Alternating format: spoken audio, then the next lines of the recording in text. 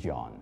Joining me to discuss the UK's defense posture and the risks ahead is former Israeli government's spokesperson, Eylon Levy. Eylon, thank you for joining us on STV News. Hello, John. How are you today? I'm all right, thank you. Reading the news with deep concern, though. All right, so talk to me. Iran has threatened U.S. bases in Europe, and Cyprus has reportedly been targeted. So can you tell us what is happening right now about the level of threats the UK forces and the bases in the region, including Akrotiri and Dekilia in Cyprus? The Iranian regime's threat to Europe is extremely serious and needs to be taken very seriously. We saw during the last war the Iranian regime attacking all of its neighbors, not just Israel, but the UAE, Saudi Arabia, Qatar, Kuwait, every country in the region, and they struck Cyprus as well. We know that an Iranian drone hit that British military base on Cyprus, and Iran's missiles and drones reached the main report today in the media that Iran is planning to attack Bulgaria as well as Cyprus in response to any future American attempts to stop the Iranian nuclear weapons program and open the Strait of Hormuz. Unfortunately, Europe still thinks that this is a conflict far, far away that doesn't concern it, but Iran's missiles can reach the European continent, and they need to get serious about the threat that Iran will expand that war to protect its stranglehold on the Strait of Hormuz and to protect its nuclear weapons program. If Iran escalates and attacks U.S. bases on European soil, is Britain treaty bound or politically committed to come to the defense of its American allies? What would that response look like? Well, the United States is the foremost power in NATO, and NATO is a collective security pact.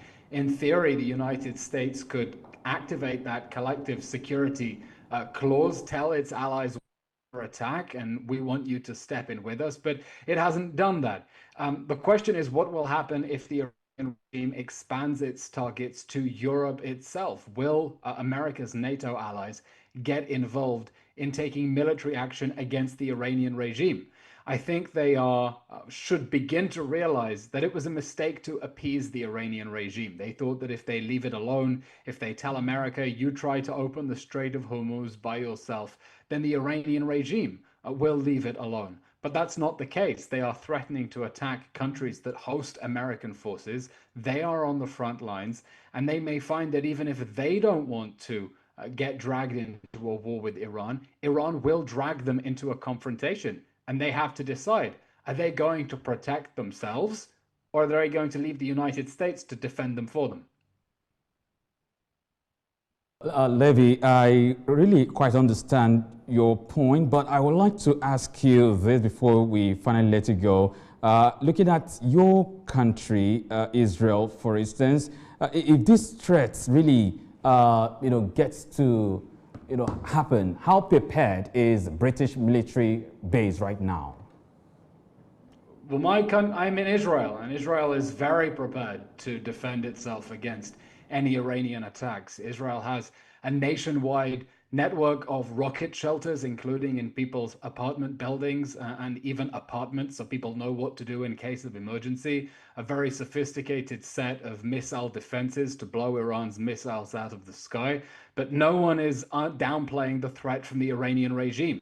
Iran has used this ceasefire to ramp up its production of missiles, ramp up its production of drones, to make them more sophisticated so that they can attack civilian targets. And Israelis know that if war resumes with the Iranian regime, because they're determined to hold on to the Strait of Hormuz and hold the global economy hostage, and they're determined to keep on with their nuclear weapons program, then Israel will have to defend itself. And Israel will do that, it hopes, shoulder to shoulder with the United States of America. Fantastic. But then, beyond the military angle, what diplomatic steps can UK take with NATO and other allies to de-escalate this? And what role can Israel play? We need to see maximum pressure on the Iranian regime to let go of the Strait of Hormuz and open it for international shipping.